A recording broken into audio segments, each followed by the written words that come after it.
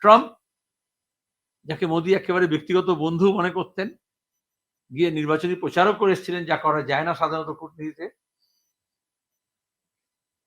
হুমকি দিচ্ছেন।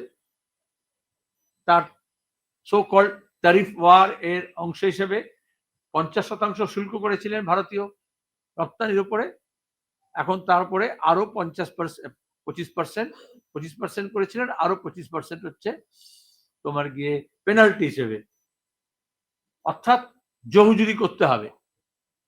আমরা বামপন্থীরা প্রথম থেকে বলে এসছি, মার্কিন সাম্রাজ্যবাদের চরিত্র আমরা জানি, সাম্রাজ্যবাদী শক্তি গোটা দুনিয়াকে কিভাবে লুট করেছে আমরা জানি, এবং সেই লুটের সেই আধিপত্যকে বজায় রাখতে চায়, তার চেষ্টা করছে এটা জানি।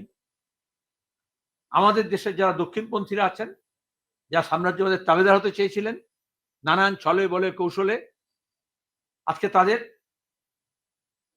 নিজেদের একটু ইন্ট্রোস্পেক্ট করার দরকার আছে। বামপন্থীরা প্রথম থেকে আমাদের দেশের স্বার্থ সম্পর্কে সচেতন, দেশের কৃষি, কৃষক, মজুর, আমাদের ব্যবসা, আমাদের বাণিজ্য, সেই স্বার্থ সম্পর্কে সচেতন।